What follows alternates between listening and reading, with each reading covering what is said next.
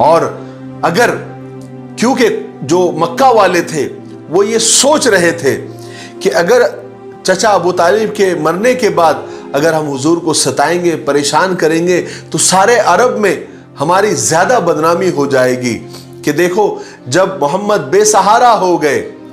جب ان کا کوئی سپورٹر نہیں رہا، ان کے چچا جو ابو طالب تھے وہ چلے گئے، تب یہ لوگوں کو ان کی طاقت بڑھی اور محمد کو یہ ستانے لگ گئے، اس سے ہماری سارے عرب میں بدنامی ہو جائیں گی۔ اس لیے قریش چاہتے تھے کہ ابو طالب کے پاس آئیں اور اس معاملے کو جو ہے سلجھا دیا جائے۔ غرض کے کچھ لوگ ابو طالب کے پاس پہنچ گئے۔ ابو طالب بیمار تھے،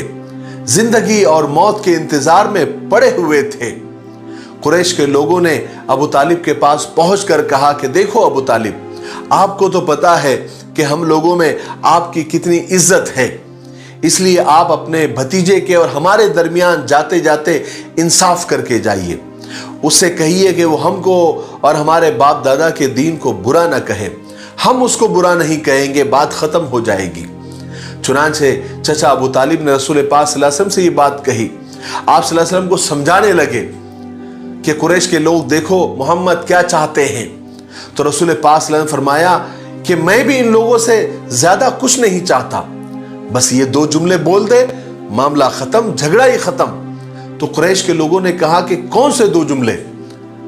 تو اللہ کے رسول صلی اللہ علیہ وسلم فرمایا کہ لا الہ الا اللہ محمد الرسول اللہ صلی اللہ علیہ وسلم، اتنا کہہ دے، ایمان لے آئے، بات ختم ہو جائے گی۔ تو جب یہ دو جملے یعنی کلمہ جب قریش کے لوگوں نے سنا تو وہ پیر پٹکتے ہوئے جھلا کر وہاں سے واپس ہو گئے اور آپس میں ایک دوسرے سے کہنے لگے کہ اس آدمی سے اب کوئی امید مت رکھو، یہ اپنی بات پر اٹل ہے اور یہ ہلنے والا نہیں ہے، ہم سب کچھ کر کے دیکھ چکے ہیں۔ وہ وہاں سے تو چلے گئے، لیکن آخری وقت میں رسول پاک صلی اللہ علیہ وسلم اپنے چچا کے پاس آئے اور کہنے لگے کہ چچا کم سے کم آپ کلمہ پڑھ لیجئے، آپ پڑھ لیجئے لا الہ الا اللہ، آپ جاتے جاتے صرف اتنا کہہ دیجئے کہ اللہ کے سوا کوئی عبادت کے لائق نہیں ہے،